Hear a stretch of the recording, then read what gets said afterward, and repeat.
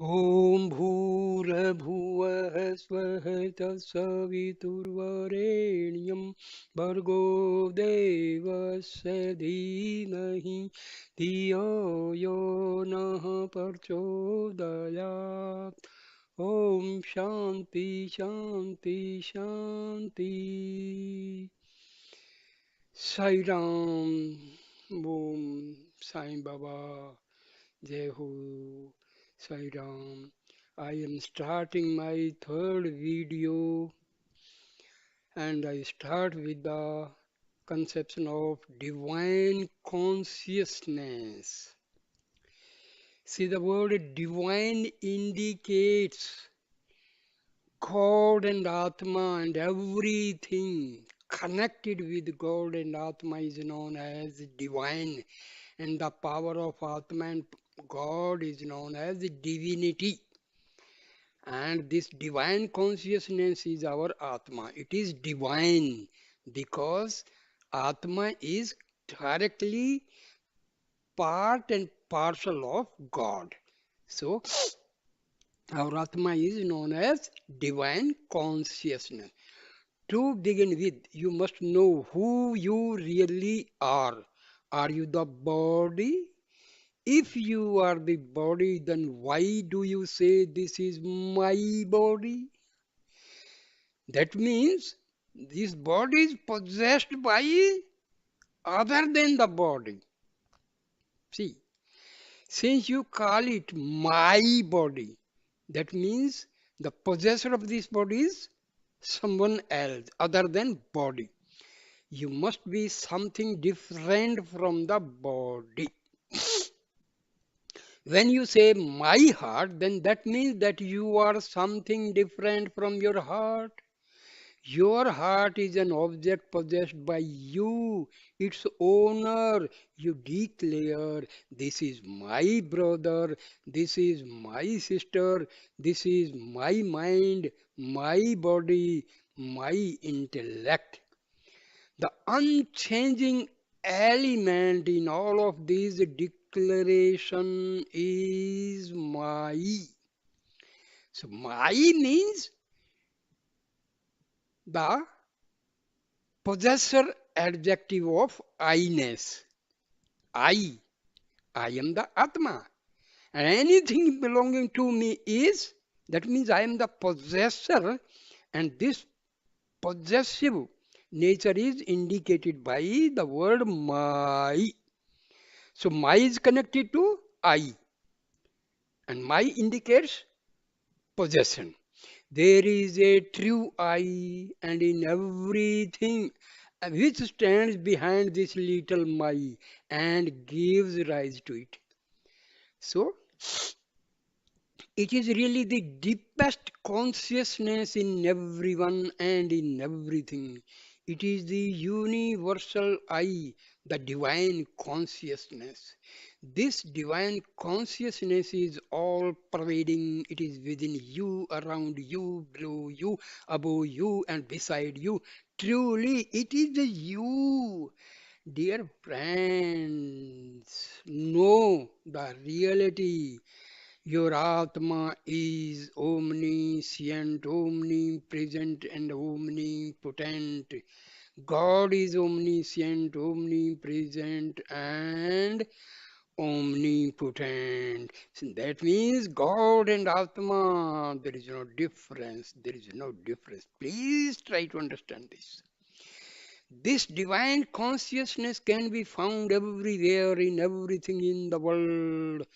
Why we are not able to understand this infinite nature of our Atma? Because it is covered by Maya, covered by mind, and covered by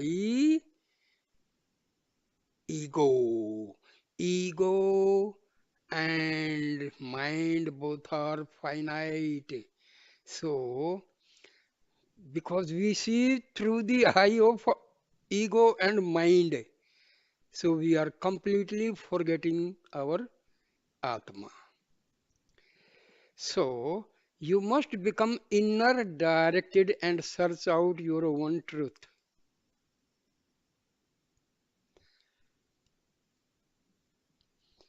So, you must realize that the mind must be turned inwards. You must become inner directed and search out your own truth. You must realize that you are not this, you are not that.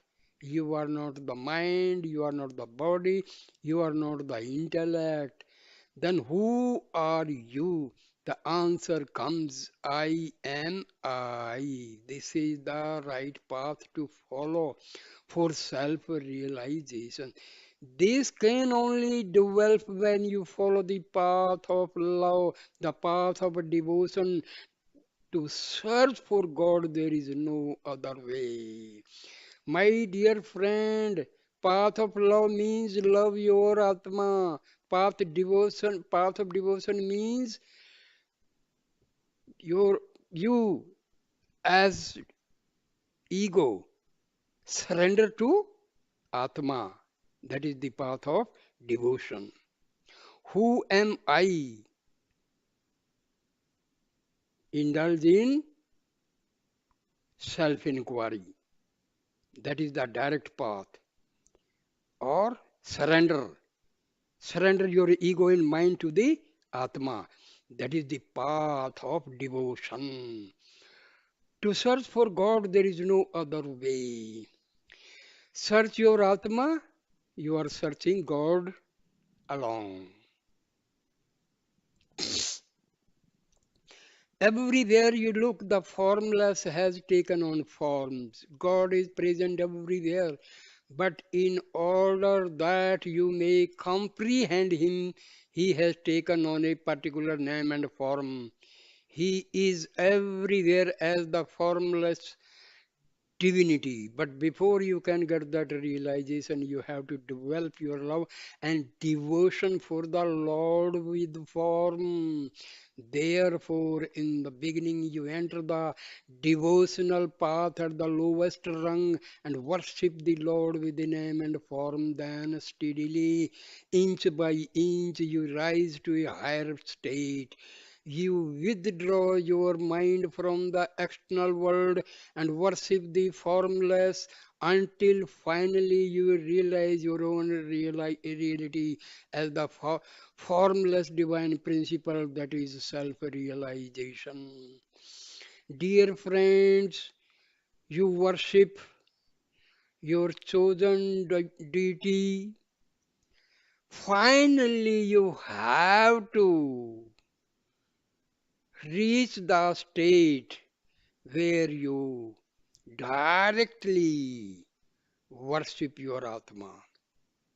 Prior to that, you worship your chosen deity, chosen God, chosen any divine entity you may like. You may worship Shirdi Sai Baba, you may worship Christ, you may worship Gautam Buddha, you may worship Guru Nanak Dev, any divine personality you can. But finally, a stage comes, you will worship your Atma and see both Atma and God through the worship of Atma. So, path of self-inquiry and path of surrender both are the same. Work and worship. Work, worship, and wisdom. Without flowers, you cannot have fruits. The maturation of the flowers into the unripe fruits and then into the ripe fruits is the path of self realization. The flowering stage is the path of service. See, we do service, we serve the poor people and all. What is the result? Our mind, ego are purified. Because pure mind only can see the Atma. Remember this. You serve the needy, serve the destitute, serve the poor people. Huh? Baba used to say, serve all, hurt, serve ever, hurt never. Never hurt anybody. If you can, serve everybody, but never hurt anybody. If you cannot serve, at least do not hurt. When it progresses to the unripe fruit, it is the path of devotion. When the fruits become ripe and full of the sweet nectar of wisdom, then it becomes the path of self-knowledge.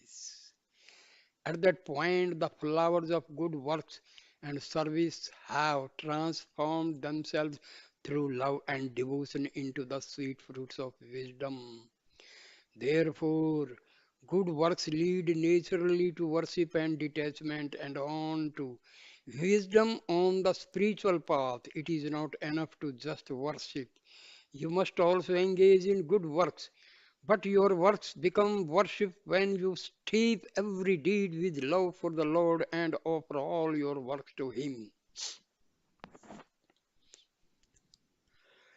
See, some of my friends they ask me, why do I simultaneously study the literature of Ramakrishna Paramhansa, Sathya Sai, Baba, and Maharshi Ramana? Then I explain, my dear friends, absolutely there is no difference because truth is one. We may name it any form, but truth is one. God is one, Atma is one.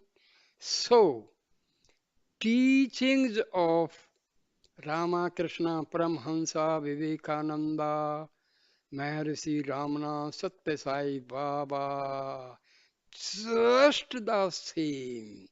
Only thing, my dear friends, you only follow either Ramakrishna, Paramhansa, or Vivekananda, or Maharshi Ramana, or Sathya Sai Baba. But I know exactly there is no difference because they are divine sages. Divinity has progressed to the highest level to these sages. So there is no difference. So I am simultaneously giving videos on Maharshi Ramana and Sathya Sai Baba, and soon I will start videos on teachings of Vivekananda and Ramakrishna Paramhansa because there is no difference. I read Upanishad, I read Gita, I read Brahma Sutra, I read Darshan Shastra, so I find the divinity is one, truth is one, there is no difference. So, know it. The fact is, there is no difference. When we start differentiating, we are deviating from the path of divinity.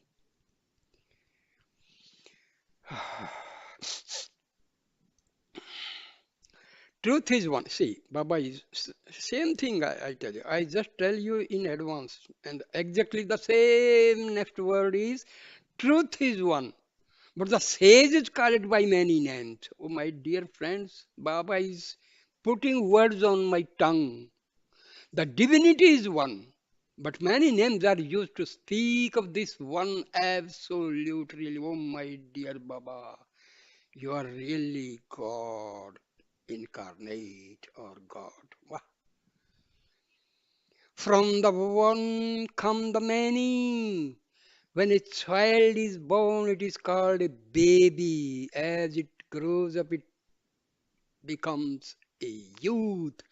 After 20 years, it becomes an adult and later a parent, later still in life, it becomes a grandparent, but these are all one and the same entity. Similarly, the ultimate reality is always one and the same. When you realize this unity and remain firmly established in one divinity, always one and the same. When you realize this unity and remain firmly established in the one divinity underlying all the changing names and forms, you will have achieved something that is truly worthless. Extinction of delusion. Have a clear understanding of the Gita in your heart. What is the essence of the Gita teachings? Some say that it is the path of service and action, and others say it is the path of love and devotion. Still others say that it is the path of knowledge and wisdom. My dear friend, there is no difference between the path of devotion, path of knowledge, no difference at all. But these are all partial truths. The Gita starts with a verse whose first word is dharma, which means duty or right action. The concluding verse of the Gita ends with the word my. When these words are taken together, they become my duty or my work. That summarizes the whole teaching of the Gita. It means you should perform your prescribed duty to the very limits of the human capacity for excellence and perfection, doing the work that is appropriate to your stage of life. When you are a student, study your lessons well. When you are a householder, perform your work and family responsibilities properly. When you are retired, perform the duties appropriate to that stage. And if you have renounced the world to engage yourself in contemplation of the reality, then stick to that path. When you follow your prescribed duty in the very best way possible, discharging your duties sincerely and conscientiously, then there will be no confusion or misery. Arjuna had to perform his duty on the battlefield. His calling was to be a warrior and to combat evil and protect the good.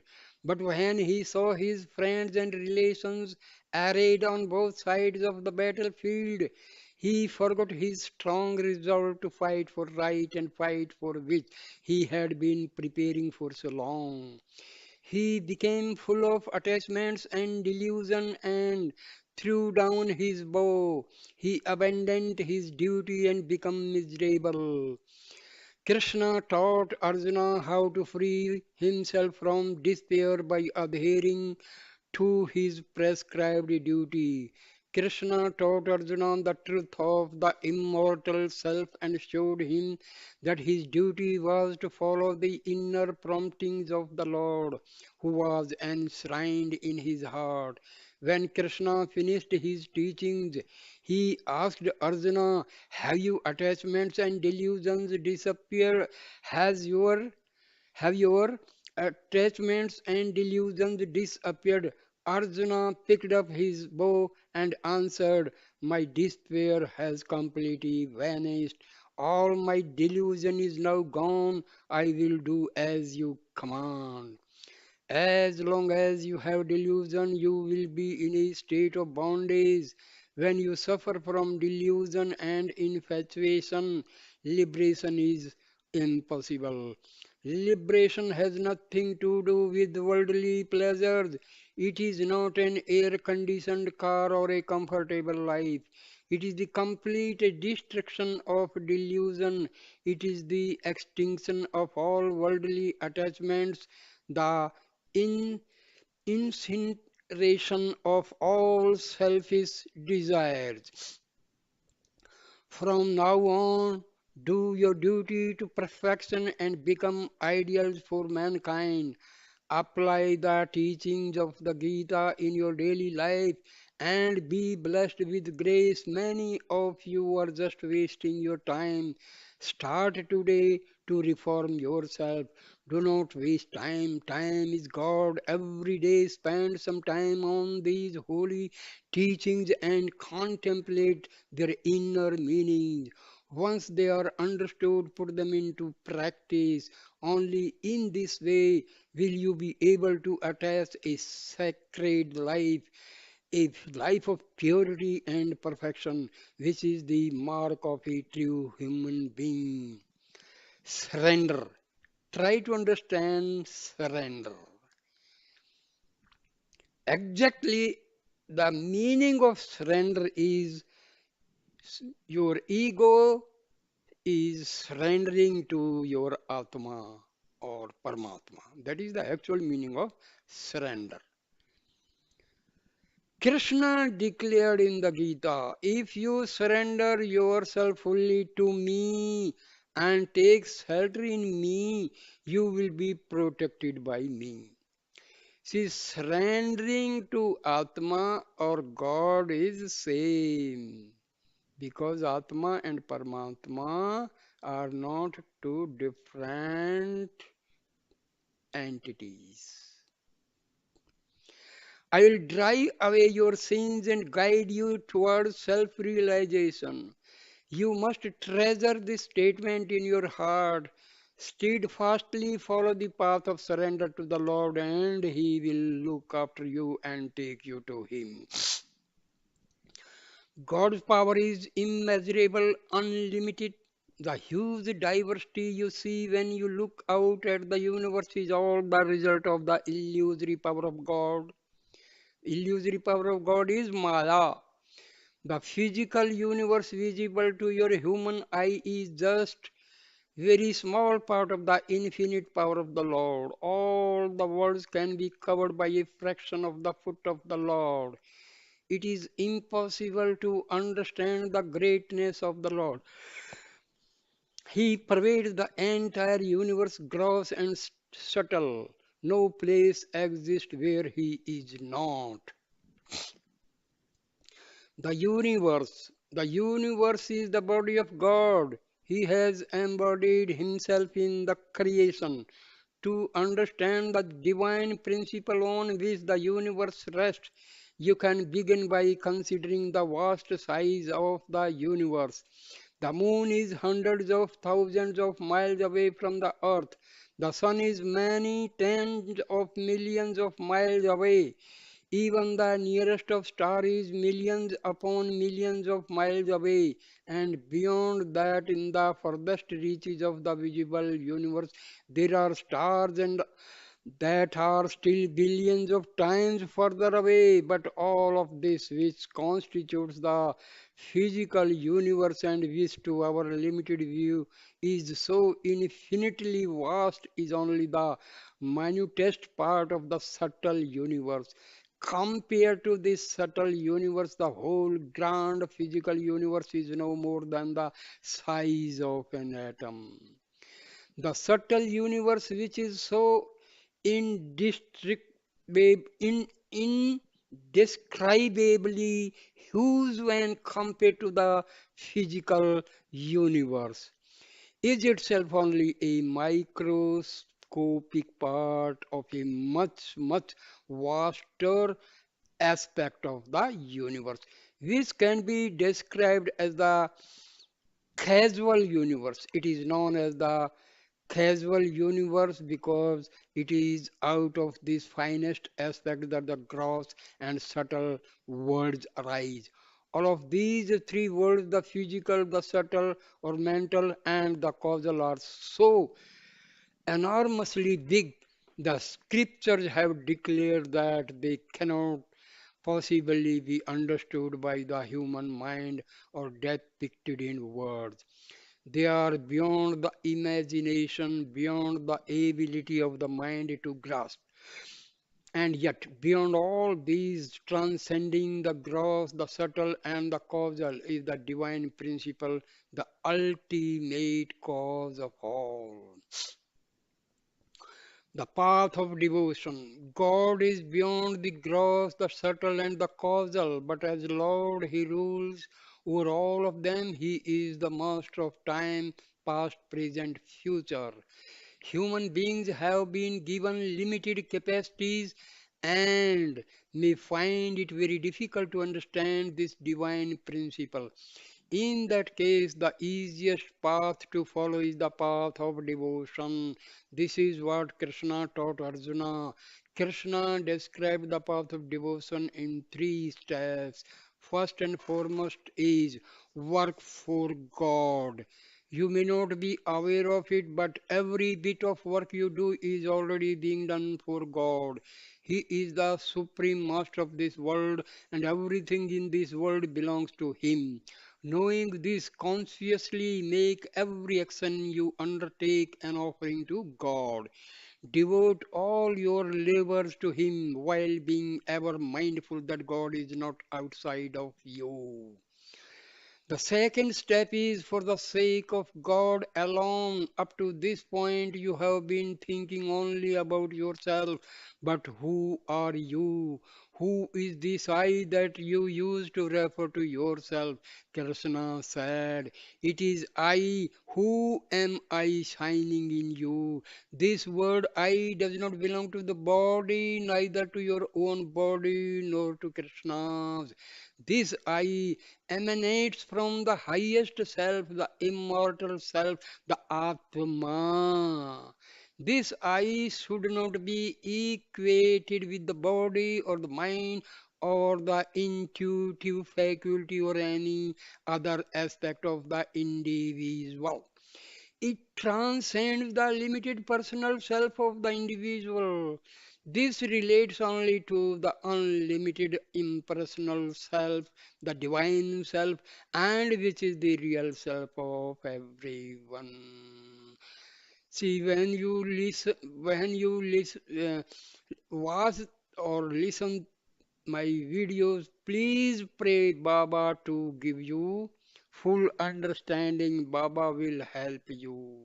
Baba will help you because you have direct contact to Baba. If you believe, belief is the real power which connects us with God.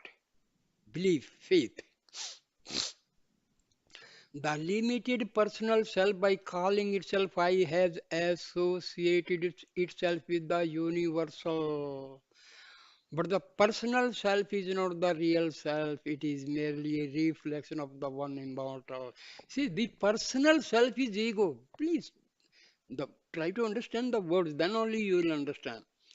It is merely a reflection of the one immortal divine. See, sometimes we receive our desired thing, we become happy. You know where from this happiness comes? It comes from the Atma. Because Atma is nothing but happiness. Atma is nothing but Ananda. Atma is nothing but bliss. So whenever we feel some sort of pleasant moment or we become very happy, delightful, that means this happiness is reflected from the Atma. Because the very nature of Atma is bliss, happiness, and peace. So, happiness is not given by the desired object. This happiness is just reflection from the Atma. Perform all your actions on my behalf, act as my agent. This me or my or I, which Krishna is speaking of, is not God outside of yourself. It refers to the Atma, your divine self. Do everything you do for the sake of God alone, of yourself. It refers to the Atma, your divine self. Do everything you do for the sake of God alone, who is none other than your highest self. So, dear friends, in my video, I have written direct path to liberation. Can there be any other teaching which is so easy, so clear? Can there be any other teaching? Our Upanishad also teach the same thing. You read any Upanishad, Mandukya, Mundaka, Titriyo, Kathopanishad, Brihadaranyaka, any, you will find the same thing, my dear friends. Read the scriptures of Adi Sankara. You will find the same thing. Go through the Brahma Sutra. You will find the same thing. Go through the six darshanas. You will find the same thing. It is so easy, I tell you. But actually, we never try.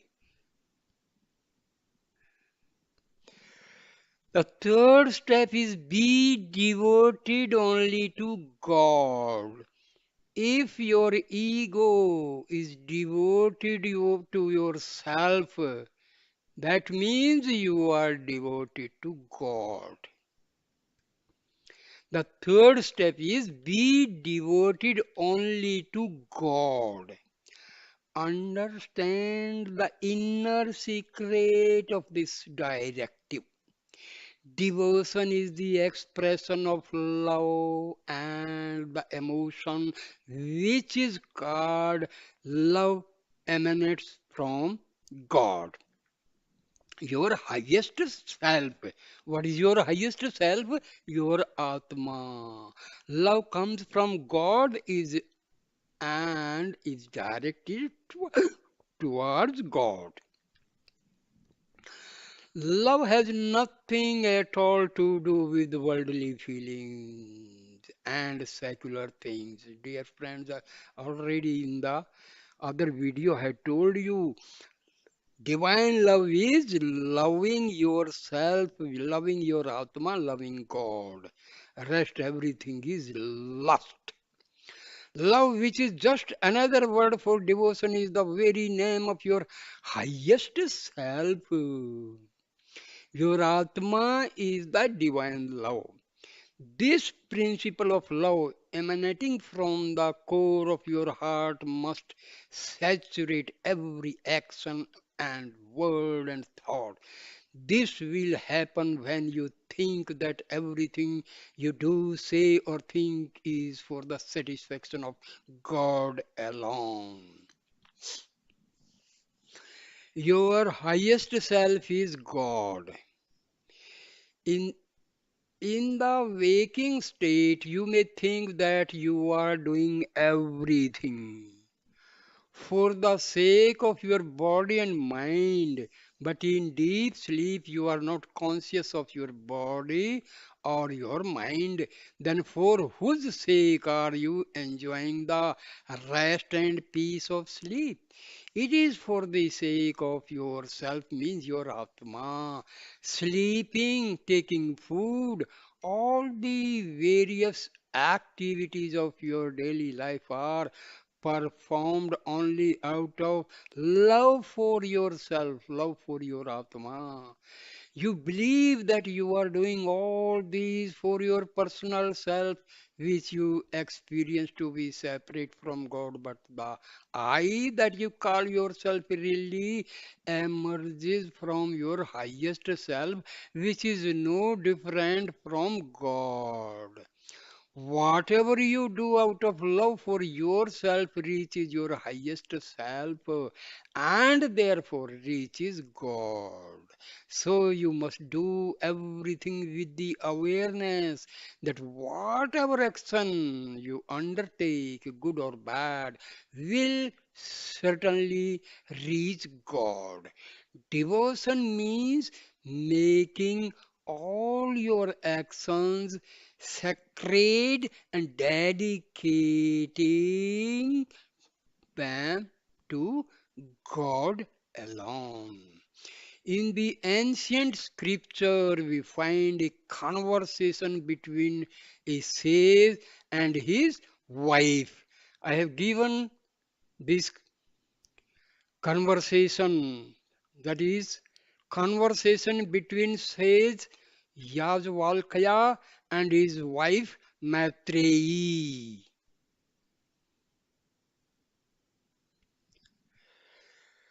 in which the sage explained these inner meanings to his wife. See, the same thing is explained in very elaborated way. You can see these videos in my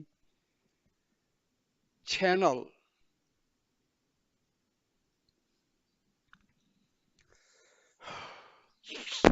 He said to her, Yagvalkya said to his wife Maitreyi, for whose sake are you loving me?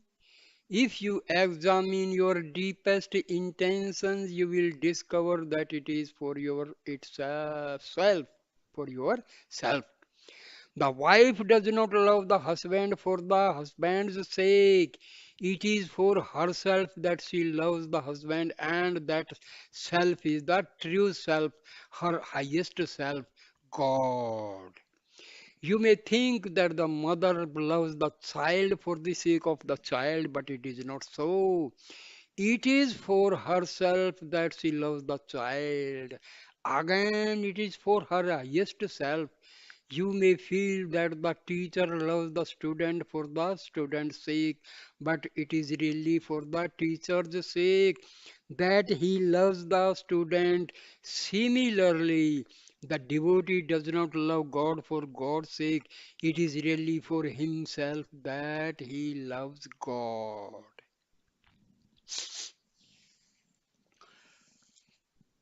See, why I am giving, different types of videos, because you will find the same teaching.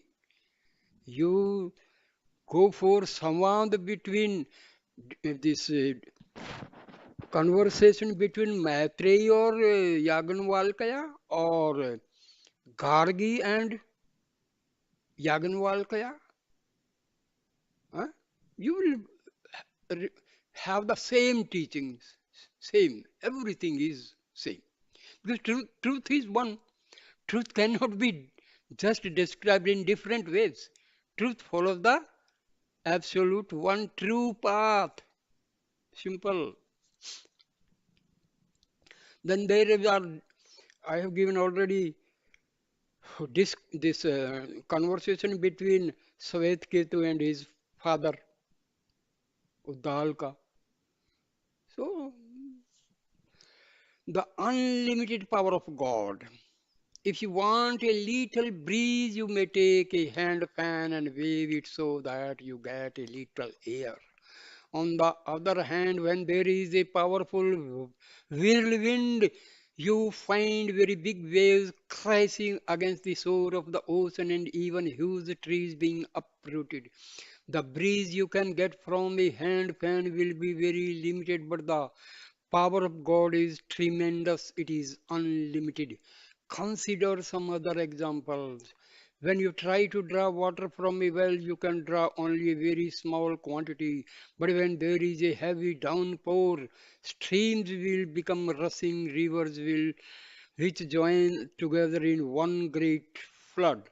One comes from the limited power of man, the other comes from the unlimited power of God. Take the example of wanting some light in your house. You may light a candle or switch on an electric lamp, but at dawn, when the sun rises, the whole city and forest will soon be flooded with the sun's light. The little light of your lamp is very weak compared to the splendor of the sun shining magnificently everywhere. Again, this is the unlimited power of God compared to the limited power of man. How can you reach this unlimited power of God? How can the limited capacity of a human being be transformed into the unlimited capacity of God? The means is surrender. The Lord has declared in the Gita, I will destroy all your sins and raise you to the supreme position which is my own. How can that happen? The physical world that you see with your human eyes is the gross aspect of the universe. When this gross aspect takes a subtle form in the mind, you have the subtle universe. And when the mental takes a still finer and more subtle form in the heart, then you have the causal universe. The infinite Lord is beyond all these. He is the biggest of the big, but He takes the form of the smallest of the small and installs Himself in the very heart of the devotee, deep in the causal aspect. The wonderful truth is that such a vast, unlimited, and powerful Lord allows Himself to be imprisoned in the heart of the devotee. Here is a story to illustrate this. The devotee is even greater than God. Once upon a time, says Narada came into the presence of the Lord. The Lord asked him, Narada, in all your travels through the world, have you been able to discover the principal secret of the universe? Have you been able to understand the mystery behind this world? Everywhere you look, you see the five great elements earth, water, fire, air, and ether. Which do you think occupies the first place of everything that is be found in the universe? What is the most important of all? Narada thought for a while and then answered, Lord of the five elements, the densest, biggest, and most important is surely the earth element.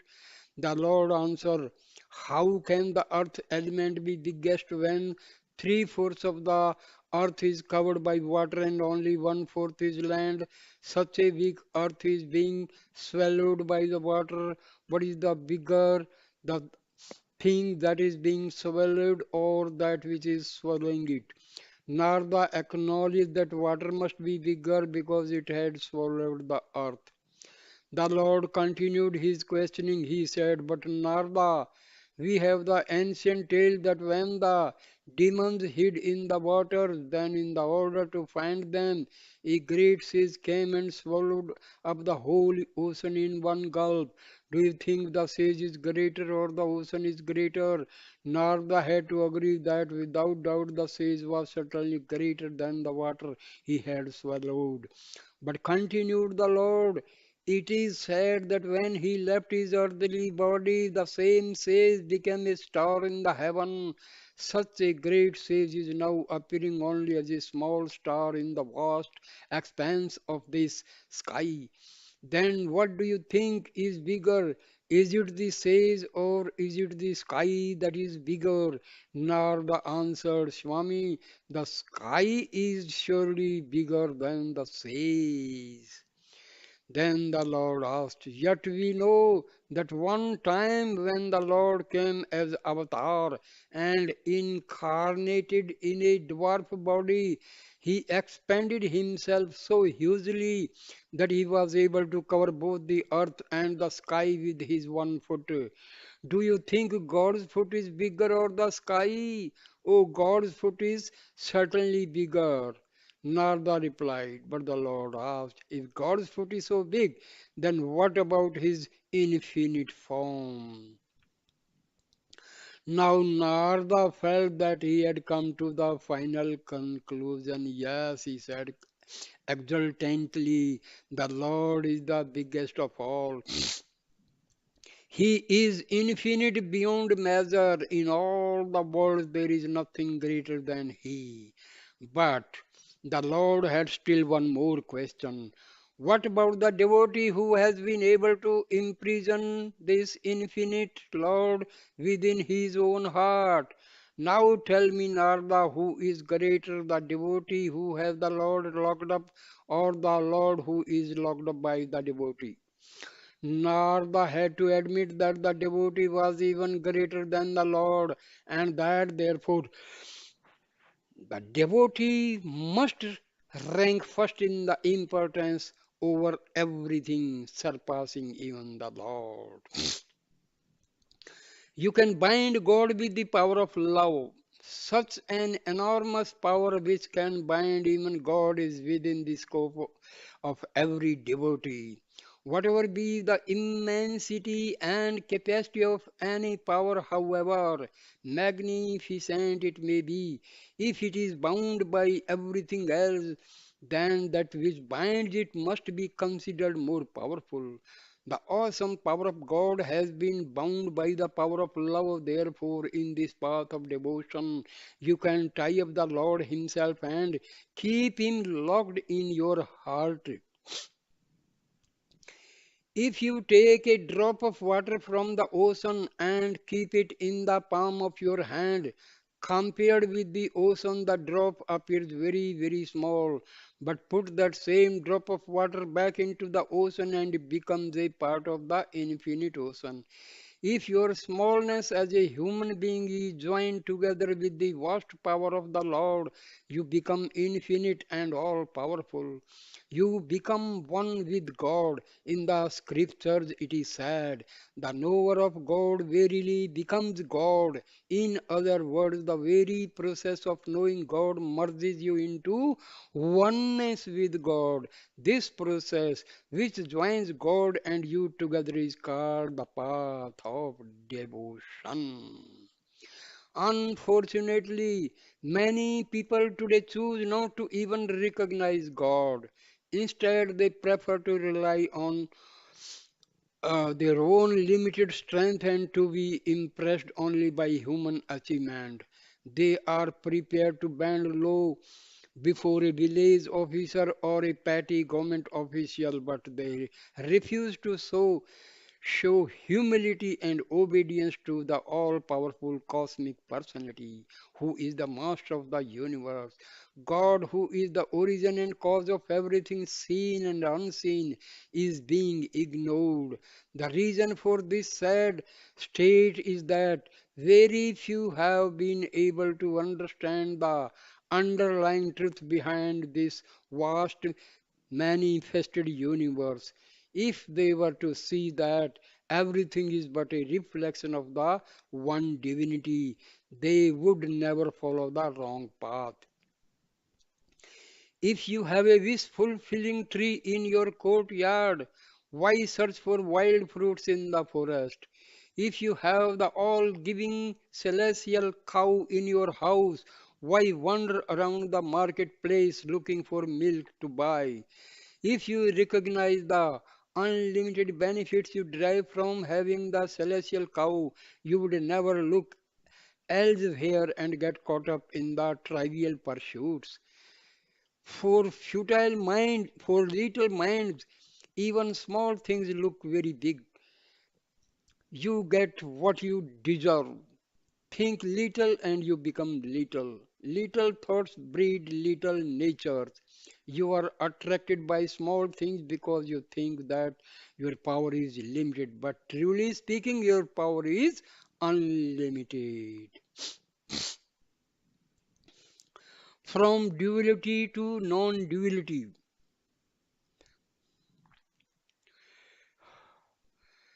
you remain small by identifying yourself with the body. You think I am the body. This thought keeps you in a state of littleness, but expand your view from I am the body to I am the soul, the spark of divine. In this way, rise up from the stage of dualism to the intermediary stage of qualified non-dualism.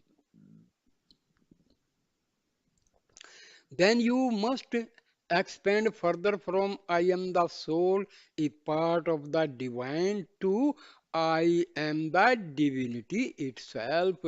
I am no different from God. God and I are always one. That is the highest spiritual stage, the stage of complete non-dualism. Non-dualism means Atma and God are not different but one entity. So that is known as Advaita Vedanta principle. Non-dualism. Not two but single. The feeling you start with that you are the body is steeped in dualism. It is the very birthplace of sorrow. As long as you are immersed in duality, everything is sorrow and grief. If you identify yourself with the Supreme Self, everything will be happiness and joy. So, non duality means Atma and God are one. Duality means Atma and God are different and we suffer.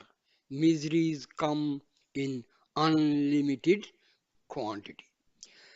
You must elevate your thinking and always identify yourself with your highest self, thus giving up the false identification with the body. This is the proper attitude for worship. Worship in Sanskrit is called upasana, which means sitting near to God. There is there anything more near other than God? Because God and Atma are together, that means there is no separation, no distance. So God is the nearest to us, nearest. But it is not enough to just sit close by and near. The frog sits on the lotus, but does it benefit from the sweet nectar that is in the lotus? Just being near the Lord is of no use. You must also be dear to Him. You must be able to taste the honey. Your neighbors may be very near to you, but you do not get too deeply affected by whatever problems and difficulties they may be experiencing. Compared with this, if your husband or son is half a world away and you do not get a letter for even 1 week, you begin to worry. In this case, the body is far away, but your mutual love makes you near and dear. Your relationship with your neighbors is not changed with the same love, although they are very near. Consider another example. In a house, there may be some mice and ants running around. Do you call them your friends? Along with physical nearness, there must also be dearness. A deep feeling of love must develop and permeate the relationship. You must be near and dear to the Lord. Near and dear. What benefit will you derive by being near and dear? If you sit close to a lamp, you get light, and with the help of its illumination, you are able to do some useful activities at night. If you sit under a fan, you get a cool breeze, and the heat that was causing you discomfort will be dispelled. During the cold season of the year, if you sit near a fire, you will be protected from the cold which may be bothering you then. In each case, one quantity is removed and another takes its place. Similarly, if you are close to the Lord, if you become dear to Him, then you will get His love, and soon all the bad qualities in you will vanish away and be replaced by the good qualities that God embodies. Develop your love so that you may get every near and near and dearer and dearer to God. The easiest way to get closer to God is to remember Him in whatever you see. Whatever you say and whatever you do, think only of God and how to get nearest and dearer to Him. On the path of devotion, it is not enough for you to love God, but you must also engage in activities which are pleasing to the Lord so that you can evoke God's love and feel His love for you. There are a number of characteristics that a devotee should possess, which will endear him to the Lord. Treat censure or praise, heat or cold, profit or loss, joy and sorrow, honor or dishonor, or any of the other pairs of opposites with an equal mind. Do not get dejected when you are criticized or elated when you are praised. Do not be overjoyed by profit or come to grief when there is loss. Treat heat and cold with an equal attitude. They can both be a source of joy to you. During the winter, warm clothing will be desirable, and being near a source of heat will give you comfort from the cold. But during the summer, you will want thin clothes and you will welcome the cold. Heat gives you joy sometimes, cold gives you joy at other times. The way you use them determines whether you experience this joy or not. Heat and cold, profit and loss, and in fact, all the various pairs of opposites and everything else in the world have their usefulness. Everything has been created for a purpose, but you need to use them in a way which is appropriate to your life and your stage of development. So no hatred towards any being. It would be utter foolishness to give a golden cup to a child or to give a sword to a madman. A golden cup which is highly valuable should be given only to a person who would appreciate its value. Such a person will derive great joy from it and know how to use it. In the same way, the one who knows the value of devotion will use it to fill himself and others with the pure joy. Genuine love will never give trouble to anyone. It will never lead one to hate another. In the 12th chapter of the Gita, the desirable qualities of a devotee are enumerated. They start with, let there be no enmity directed towards any creature in the world. Repeating parrot like, Lord, I love you, Lord, I love you, while at the same time giving trouble to others cannot be considered a devotion. You become a devotee filled with love and devotion when you surrender yourself completely and are ready to carry out every command of the Lord. Arjuna, out of pride and egoism, was feeling dejected, but after listening to the Lord, Arjuna fell at the divine feet and said, Lord, I am your disciple. Teach me what is good for me. I surrender myself fully to you. Up until that time, they were treating each other as brother-in-law. Arjuna was married to Krishna's sister Subhadra. But once Arjuna said, I will do as you say, I will carry out your commands, he became a devotee. The transformation took place in his mind as he changed the relationship from a brother-in-law to that of a disciple with the Lord as his teacher. Such a mental transformation is absolutely essential for a devotee. Without this, whatever level of closeness you feel you may have developed with the Lord, your devotion will remain fruitless and useless. Being aware of these high principles, do your duty in life, maintain an even mind, and make sure that the work you do is good and that it is always appropriate to the occasion. These verses from the Gita should not merely be memorized, but they must be put into practice. When you fully understand their meaning and practice them in your daily life, your worries will soon leave you and all your sorrows will disappear. Earning God's love. The Lord said in the Gita, develop steady and unwavering devotion for me, and you will become very dear to me.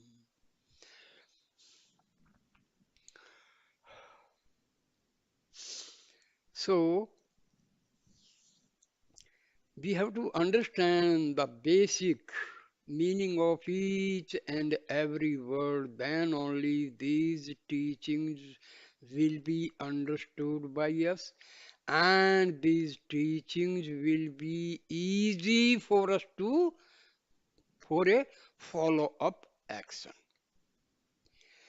So Baba has given his Brahma Vidya, knowledge of the self, or Atam Vidya, through these discourses. Because in 1984, there were riots all over the